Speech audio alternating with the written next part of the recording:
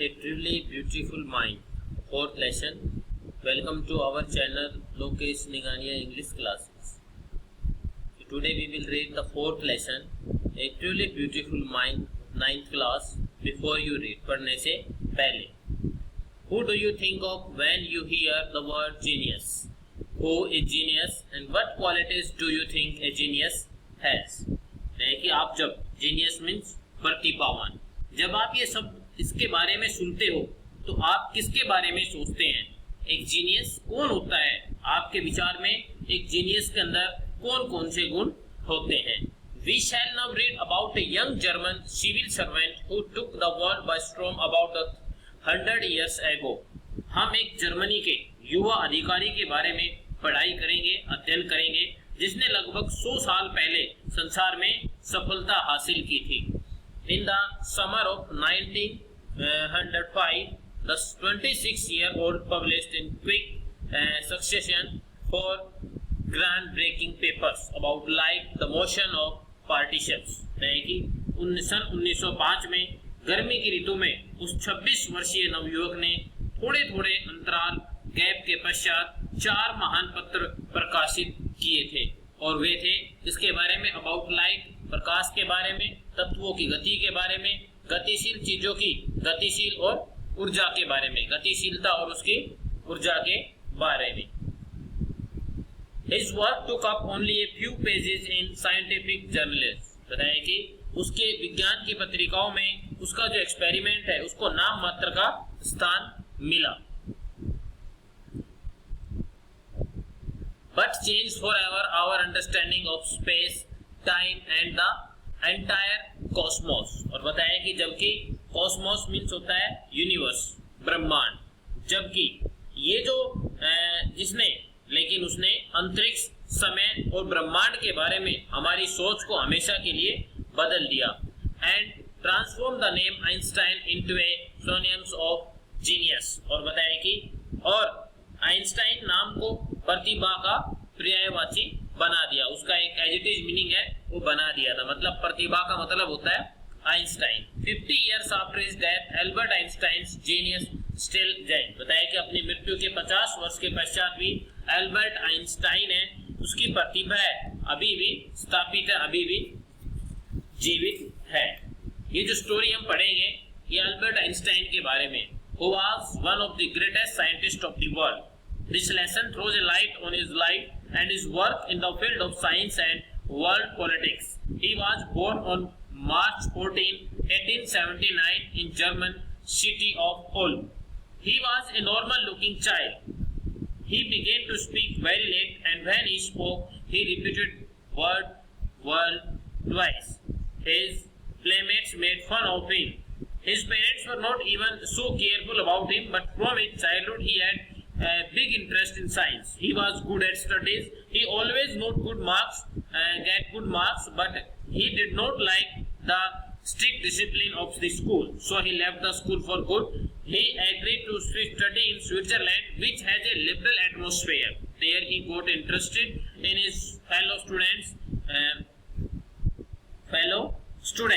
There he got, उसे वहाँ पर उसका जो रुचि है वो किसके अंदर बढ़ जाती है, एक वहाँ पर उसे एक जो दूसरी स्टूडेंट है वो मिलती है और जिसका नाम था मिलेवा मैरिक. उनके साथ उनका लगाव हो जाता है और बाद में after some time he married her.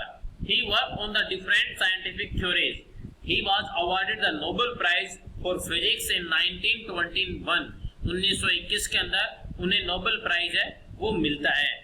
और बाद में जब अमेरिका ने हिरोशिमा और नागासाकी पर परमाणु बम गिराए थे तो उन्हें बहुत अधिक दुख होता है और उन्होंने विश्व सरकार के निर्माण का प्रस्ताव भी रखा.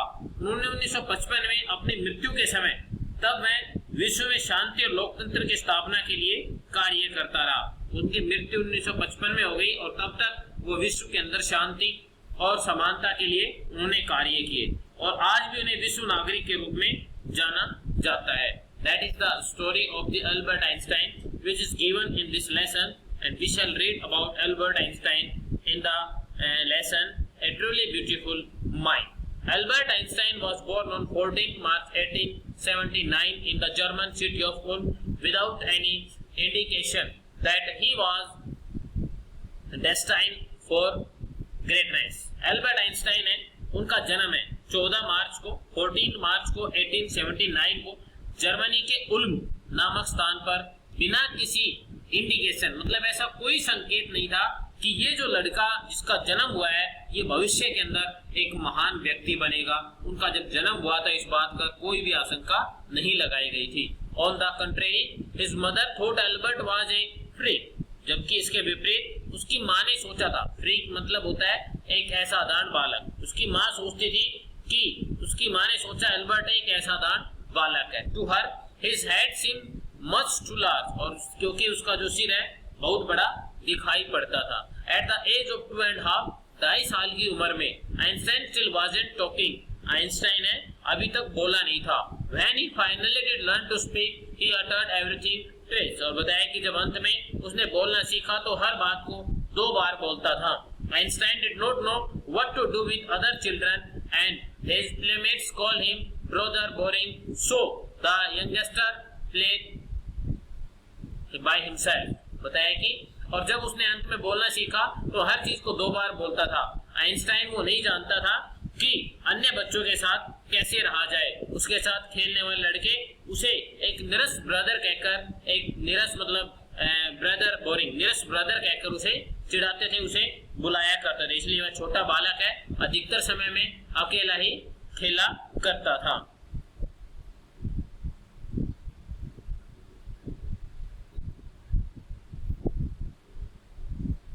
He especially loved mechanical toys, वह मुख्य रूप से जो मैकेनिकल जो कि यांत्रिक जो खिलौने होते हैं उन्हें पसंद करता था। Looking at the newborn sister Maza, he said to have said, fine, but where are her wheels? जब उसने उस अपनी नवजात बहन माजा को देखा तो ऐसा कहा जाता है कि उसने कहा बहुत सुंदर है, परंतु इसके पहिए वो कहाँ पर है। So let us read this incident. Otto Neugebauer, the historian of the ancient mathematics, told a story about the boy Einstein that the characteristics as a legend, but that seems fairly authentic. बताएगी auto न्यूगीबोर नामक पुरातत्व जो गणित के इतिहासकार है, उन्होंने बालक आइंस्टाइन के बारे में एक कहानी सुनाई जो कि पौराणिक गाथा की तरह थी, परंतु पूरी तरह से विश्वसनीय लगती थी। As he was a late talker, जैसा कि आप सबको पता है कि उन्होंने बोलना बड़ी देरी से स्टार्ट किया था। हिज पेरेंट्स वर वरीड, उनके माता पिता है बड़े चिंतित थे।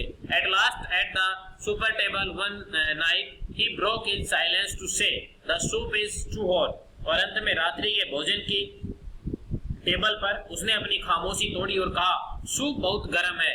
Greatly relieved, his parents asked why he had never said a word before, और उनके जो माता पिता है बहुत अधिक शांति से उसके माता पिता ने पूछा कि अब से पहले उसने एक भी शब्द क्यों नहीं बोला। Albert replied because up to now everything was in order, और एल्बर्ट ने उत्तर दिया क्योंकि अब तक सब कुछ व्यवस्थित था, सब कुछ सही चल रहा था, इसलिए वो अब तक नहीं बोले थे। From here, the third paragraph, a headmaster once told his father that what Einstein chose as a profession wouldn't matter because he will never make a success at anything.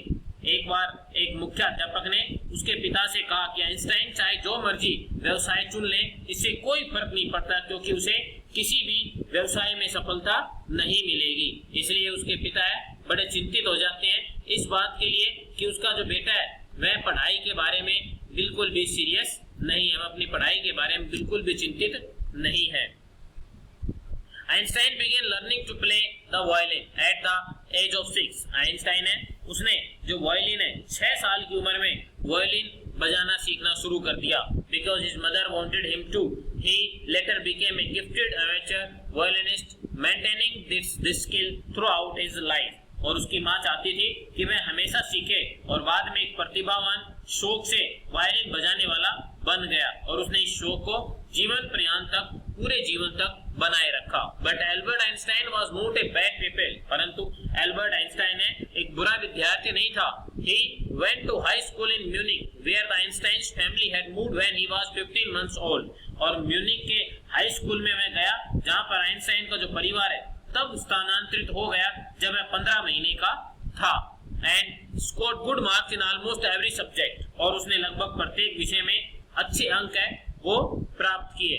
Einstein hated the school's regimentation and often clashed with his teachers, और बताया कि Einstein school के कठोर अनुशासन को पसंद नहीं करता था।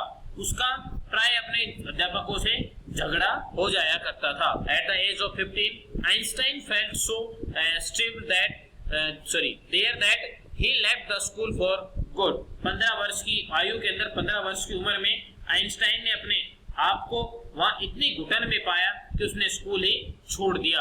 आइंस्टाइन द प्रीवियस ईयर है कि एक साल पहले Albert's parents had moved to Milan and left their son with relatives, और आइंस्टाइन के माता पिता मिलान चले गए थे और उन्होंने अपने बेटे को रिश्तेदारों के पास छोड़ गए थे। After prolong discussions Einstein got his wish to continue his education in German-speaking Switzerland in a city which was more liberal than Munich। काफी ज्यादा परिचर्चा, काफी ज्यादा बहस करने के बाद आइंस्टाइन ने जर्मन भाषी स्विट्जरलैंड के एक शहर में, जो कि म्यूनिक से अधिक स्वतंत्र वातावरण वाला था, अपनी पढ़ाई जारी रखने की इच्छा जताई। Einstein was highly gifted in mathematics and interested in physics. Einstein गणित में बहुत ही प्रतिभावान था और उसकी भौतिक विज्ञान में भी बहुत अधिक रुचि थी। And after finishing the school he decided to study at a university in Zurich, और बताया कि और अपनी स्कूल की पढ़ाई पूरी करने के बाद उसने ज्यूरिख के एक विश्वविद्यालय में पढ़ाई करने का निर्णय लिया। वहां पर वह पढ़ने का सोचता है। But science wasn't the only thing that appeal to the dashing young man with the walrus moustache. बताएगी लेकिन विज्ञान ही केवल अकेली ऐसी चीज नहीं थी जो उस उत्साहित नवयुवक जिसकी दरियाई घोड़े जैसी मूछें थी उसको आकर्षित कर सकती थी। और बहुत सारी चीजें थी जो उसको आकर्षित कर सकती थी। He also felt a special interest in fellow students, मिलावा मैरिक, और बताया कि उसकी रुचि है उसके साथ पढ़ने वाली मिलेवा मैरिक नाम की एक नवयुक्ति के अंदर पैदा हो जाती है। Whom he found to be a clever creature, और जिसे हमें एक चतुर प्राणी के रूप में पाया।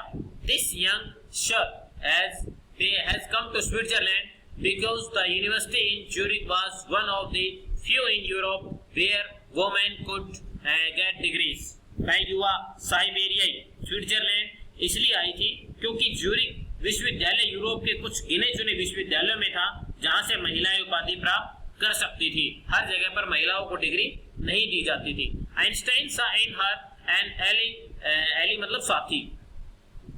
द फिलिस्तीन्स क्या होते हैं? ये जो फिलिस्तीन्स होते हैं, फिलिस्तीन्स कहा जाता है the people who do not like arts, literature और म्यूजिक। कला विरोधी लोग होते हैं, इनको फिलिस्तीन्स कहा जाता है। Those people in his family and at the university with whom he was constantly at odds, और बताया कि क्योंकि वह वहां पर उसके आइंस्टाइन ने उसमें अपने परिवार की कला और साहित्य को प्रेम करने वाले लोगों की भावना के विरुद्ध एक मित्र को पाया, और विश्वविद्यालय में वह कभी भी इसके साथ तालमेल नहीं बिठा पाया था।